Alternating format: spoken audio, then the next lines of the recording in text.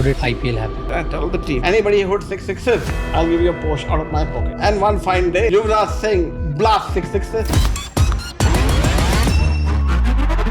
And Yuvraj comes running to me and says, Lalit, where's my Porsche? I said, give me the bloody bat. That bat is downstairs. That 6 sixes, we knew IPL was won. Now it is dominating the world of cricket. Lalit Modi, the mastermind behind the IPL, Has become one of the most popular, valuable sports leagues on the planet.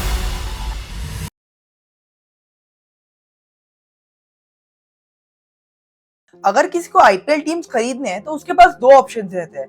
पहला option, या तो आप existing IPL team के owner से बात करके उनके shares खरीद लो, जैसे 2023 में LIC लिमिटेड ने सीएसके के 6% शेयर्स खरीदे थे। और दूसरा तरीका ये है कि बीसीसीआई के नए टीम लॉन्च करने के अनाउंसमेंट का वेट करो।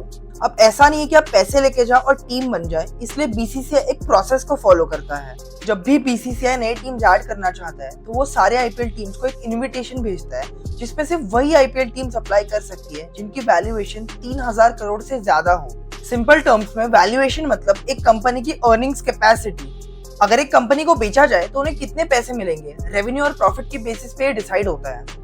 तो जब बीसीसीआई अपना इनविटेशन भेजता है तो जो सारे एलिजिबल कंपनीज है उन्हें आईटीटी यानी इनविटेशन टू टेंडर खरीदना पड़ता है, जिसकी कॉस्ट है 5 लाख रुपए प्लस जीएसटी, जो एक नॉन रिफंडेबल फी है, जिसके सारे टर्म्स एंड कंडीशंस लिखे होते हैं और जिसके बिना आप आईपीएल बिडिंग प्रोसेस में बैठ नहीं सकते। अब ये आईटीटी आपको किसी भी ऑफलाइन या ऑनलाइन शॉप्स में नहीं मिलते, बल्कि इसके लिए आपको बीसीसीआई को कांटेक्ट करना पड़ता है। जैसे इस साल 2024 में बीसीसीआई ने कहा था कि जो भी सारे टीम्स आईटीटी खरीदना चाहते हैं वो 5 अक्टूबर 2024 से पहले इस मेंशन किए हुए ईमेल आईडी पर अपने कंडीशंस मेंशन करें। लेकिन ये बिल्कुल भी जरूरी नहीं है कि अगर आप आईटीटी खरीद लो तो आपको बिडिंग प्रोसेस में बैठने का मौका मिलेगा, क्योंकि आपका आईटीटी बिना किसी नोटिस या रीजन के भी कैंसिल किया जा सकता है। अब जो लोग इनमें से शॉर्टलिस्ट होते हैं सिर्फ उन्हें ही बिडिंग प्रोसेस में बैठने का मौका मिलता है। अब बिडिंग प्रोसेस में जो टीम्स बैठती हैं यूजुअली उनका एक बेस प्राइस होता है। ये बेस प्राइस 1700 से 1900 करोड़ के बीच के रेंज में होता है कि इससे कम में तो टीम्स नहीं सेल होंगी। अब इसके बाद ऑक्शंस होते हैं और जो टीम सबसे ज्यादा प्राइस बिड करने के लिए रेडी होती है टीम उसकी हो जाती है। जैसे 2022 में लखनऊ 7000 और अहमदाबाद 5000 करोड़ से भी ज्यादा में बिकी थी। अब टीम्स खरीदने के बाद बारी आती है प्लेयर्स की। कौन से प्लेयर की बिडिंग कैसे होगी, इसलिए प्लेयर्स को भी अपने आप को रजिस्टर करना पड़ता है। अब अगर मैं क्रिकेट खेलता तो क्या मैं अपने आप को रजिस्टर कर सकता हूँ? तो ऐसा नहीं है। 3 तरीके से प्लेयर्स अपने आप को रजिस्टर कर सकते हैं। पहले होते हैं कैप प्लेयर, जिसने कोई भी एक मैच टीम इंडिया से खेला हुआ होता है। दूसरे होते हैं फॉरेन प्लेयर्स जो फॉरेन की टीम से खेलते हैं। और तीसरे अनकैप प्लेयर्स जिन्हें स्टेट एसोसिएशन अपने रिस्पेक्टिव स्टेट से सिलेक्ट करके भेजती है। अब ऐसे करके 1100 से 1200 प्लेयर्स का एक पूल बन जाता है, जिसमें से सिर्फ 500 या 600 प्लेयर्स शॉर्टलिस्ट होते हैं। इसके सबसे बड़े एग्जांपल है हार्दिक पांड्या, जो एक अनकैप प्लेयर थे और जो अपने स्टेट के रिकमेंडेशन से आए थे। अब जैसे फार्मर्स को एक्सप्लॉयटेशन से बचाने के लिए गवर्नमेंट एक मिनिमम सेलिंग प्राइस, एक एमएसपी सेट करती है, सिमिलरली आईपीएल प्लेयर जो अपने आप को रजिस्टर कराते हैं उनके लिए भी एक प्राइस, एक बेस प्राइस सेट की जाती है। अब ये इसलिए क्योंकि सारे आईपीएल ओनर्स मिलकर अपना एक कार्टेल ना फॉर्म कर ले और सारे प्लेयर्स को कम में ना खरीद ले। और ये बेस प्राइस 30 लाख से 2 करोड़ के बीच में होती है।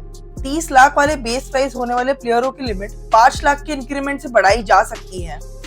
1 से 2 करोड़ के बीच में होने वाले प्लेयरों की बेस प्राइस 20 लाख के इंक्रीमेंट से बढ़ाई जा सकती है and 25 lakh for players above 5 crore.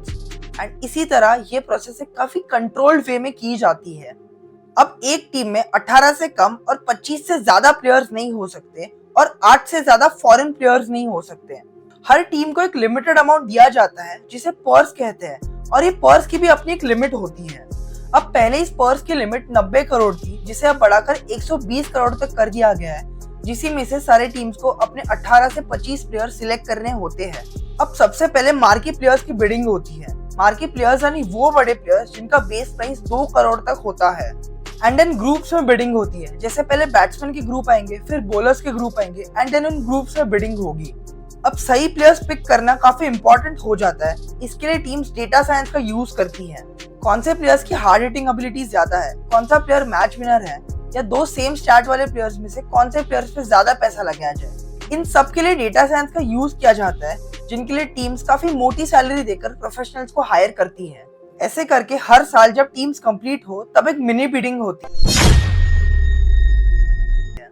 इस मिनी बिडिंग में वो प्लेयर्स रिलीज किए जाते हैं जो अब टीम के लिए यूजफुल नहीं रहे। अब इसी के साथ टीम्स में नए प्लेयर्स भी ऐड किए जाते हैं। अब हर 3 साल में एक मेगा ऑक्शन होता है जिसमें सारे टीम्स को अपने सिर्फ 4 प्लेयर्स को रिटेन करके बाकी सारे प्लेयर्स को रिलीज करना पड़ता है। लेकिन कोई भी आईपीएल टीम खरीदना सिर्फ पैसों का खेल नहीं, क्योंकि इसमें काफी सारी चीजें इन्वॉल्व होती है, जैसे टीम्स खरीदने की कॉस्ट, सपोर्ट स्टाफ की सैलरी, प्लेयरों के फीस, एडमिन और ऑपरेशंस के खर्चे और होटल और फ्लाइट्स के टिकट्स, क्योंकि मैचेस अलग अलग लोकेशंस पर खेली जाती है। और उसके बाद भी जो टीम्स कमाती है उन्हें अपने अर्निंग्स का 20% तो बीसीसीआई को देना पड़ता है।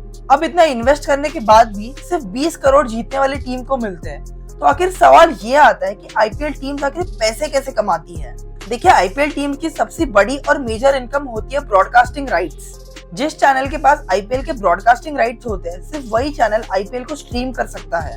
अब क्योंकि आप सभी लोगों ने वीडियो यहाँ तक देख ही लिए, तो चैनल को सब्सक्राइब और वीडियो को शेयर करना ना भूले। अब क्योंकि सब्सक्राइब का बटन फ्री है, इसके लिए आपको तो कोई अमाउंट पे नहीं करनी, बट उससे हमारी काफी हेल्प हो सकती है। एग्जाम्पल, 2008 से 2017 तक 10 सालों के लिए ब्रॉडकास्टिंग राइट सोनी के पास थे, जिसके लिए सोनी ने 8,200 करोड़ बीसीसीआई को दिए थे। उसके बाद बिडिंग हुई और 2018 से 2022 तक स्टार इंडिया ने 16,347 करोड़ में ये राइट्स खरीदे। ये पैसा 50-50 डिवाइड होता है, 50% बीसीसीआई को और 50% उन आईपीएल टीम्स को। पहले इस शेयर का 20% बीसीसीआई को जाता था और 80% वो आईपीएल टीम्स रख लेती थी, बट वक्त के साथ धीरे धीरे वो शेयर बढ़ाकर अब 50% बीसीसीआई रख लेता है। तो अब सवाल ये आता है, आखिर चैनल्स इतना पैसा ब्रॉडकास्टिंग राइट्स के लिए देते क्यों है? पूरे दुनिया में आईपीएल एक ग्लोबल स्केल पर देखा जाता है। सिर्फ 2019 में 462 मिलियन लोगों ने आईपीएल देखा, और जब इतने लोग कोई भी चीज एक साथ देखते हैं तो फिर उसमें ब्रांड्स इन्वॉल्व हो जाते हैं। इन बिटवीन मैचेस के एक 10 सेकंड ऐड के लिए चैनल्स 12 से 13 लाख रुपए चार्ज करती है। ये तो सिर्फ एक इंडिविजुअल मैच का फिगर है। सोचिए, 45 दिन के लिए आईपीएल चलता है तो रेवेन्यू कितने मल्टी मिलियन करोड़ में पहुंच जाती होंगी। इसलिए सारे चैनल्स हर साल इस बिडिंग प्रोसेस के लिए रेडी रहते हैं। अब कभी आईपीएल को आपने खाली नहीं सुना होगा। पहले डीएलएफ आईपीएल, फिर पेप्सी आईपीएल, फिर वीवो आईपीएल और अब टाटा आईपीएल। अब इस प्रीफिक्स या नाम को आईपीएल के पहले जोड़ने के लिए डीएलएफ ने बीसीसीआई को 2008 से 2012 के बीच 200 करोड़ रुपए पे किए थे। Then for next 3 years till 2015, Pepsi ने 396 करोड़। उसके बाद वीवो ने 2018 से 2022 के बीच ऑलमोस्ट 2200 करोड़, और अब टाटा ने इंडिया चाइना कॉन्फ्लिक्ट के बाद 300 करोड़ ईयर डील में आईपीएल के टाइटल स्पॉन्सरशिप राइट्स खरीद लिए। अगेन इस रेवेन्यू का 60% बीसीसीआई रख लेता है और 40% उन आईपीएल टीम्स में डिवाइड हो जाता है। अब जिस ग्राउंड में मैच हो रहा है उसमें टिकट प्राइसेस क्या रहेंगे वो होम टीम डिसाइड करती है। अब रिसर्च के अकॉर्डिंगली मोटा मोटी एक मैच की एवरेज टिकट सेल्स लगभग 5 करोड़ तक हो जाती है, जिसका 80% होम टीम रख लेती है और बाकी का 20% स्टेडियम एसोसिएशन में डिस्ट्रीब्यूट हो जाता है। आपने प्लेयर्स की जर्सीज, विकेट्स, हेलमेट्स, बैट्स पर तो एड्स देखे ही होंगे। अब इसके लिए भी ब्रांड्स इन आईपीएल टीम्स को काफी मोटा पैसा पे करती है। बाउंड्री रोप्स, अंपायर्स की टी शर्ट्स और इवन मैच ग्राफिक्स में जो आप एड्स देखते हो, उनका पैसा भी इन आईपीएल टीम्स को मिलता है। अब इसके अलावा आईपीएल टीम्स अपने मर्चेंडाइजेस से भी कमाती है, जैसे टी शर्ट, बैट्स, किट्स और ग्लव्स, जिसका सारा पैसा इनडायरेक्टली उन आईपीएल टीम्स और उनके ओनर्स को ही जाता है। अब इसके बाद सबसे ज्यादा जो ध्यान जाता है वो है विनिंग अमाउंट पर। अब 2023 में जीतने वाली आईपीएल टीम को 20 crore, runner up 13 crore, third spot 7 crore और फोर्थ स्पॉट को 6.5 करोड़ रुपीस मिले थे। इस प्राइस का 50% टीम ओनर और 50% उन प्लेयरों में बांट दिया जाता है। अब भले ही कई अरेंजमेंट्स में बीसीसीआई अपनी हिस्सेदारी नहीं रखती, लेकिन फिर भी फाइनल जो एक टीम कमाती है उसका 20% तो आखिर बीसीसीआई को देना ही पड़ता है। अब असली पैसा तो ऊपर के 4 टीम्स ही कमाती है, क्योंकि जब टॉप 4 टीम्स क्वालिफाई करती है तब वो एक्स्ट्रा मैचेस खेलती हैं। एक्स्ट्रा मैचेस यानी एक्स्ट्रा टिकट सेल्स यानी एक्स्ट्रा स्पॉन्सर्स, मतलब ज्यादा प्रॉफिट। दूसरा फायदा ये होता है कि जब टीम टॉप में पहुंचती है तब उनकी ब्रांड वैल्यू बढ़ जाती है। उनको बाकी टीम्स के कंपैरेटिवली ज्यादा पैसे मिलते हैं ब्रांड और स्पॉन्सरशिप के मामले में। अब जो पैसा सीएसके एडवर्टाइजमेंट का लेती है और जो पैसा पंजाब लेती है, उन दोनों में काफी बड़ा डिफरेंस है। अब टॉप 4 टीम्स को और एक एडवांटेज होता है कि वो चैंपियंस लीग में भी क्वालिफाई कर सकती है। क्वालिफाई करना यानी ज्यादा मैचेस और ज्यादा प्रॉफिट्स। शुरू के 10 साल ये आईपीएल टीम्स घाटे में रही। ये वही समय था जब आईपीएल टीम्स अपने प्लेयरों को सैलरी तक नहीं दे पा रही थी। इसीलिए बीसीसीआई ने डेक्कन चार्जर्स को टर्मिनेट कर सनराइजर्स हैदराबाद बना दी थी। अब डेक्कन चार्जर्स तो उस समय सस्टेन नहीं कर पाई, बट बाकी टीम्स टिकी रही क्योंकि वो सारे टीम्स के मर्चेंडाइजेस, ब्रांड्स और प्रोडक्ट्स थे जिनके बदौलत वो मार्केट में सर्वाइव कर पाई। लेकिन जैसे ही स्टार इंडिया ने मीडिया राइट्स दुगने या तिगनों दामों में लिए, वैसे ही सारे टीमों को प्रॉफिट आना शुरू हो गया और फिर टाइटल स्पॉन्सरशिप और बाकी एडवर्टाइजमेंट के प्राइसेस भी एकदम से स्काई रॉकेट कर गए। अब ऐसे ही और इंटरेस्टिंग शॉर्ट्स और वीडियोस देखने के लिए चैनल को सब्सक्राइब और शेयर करिए।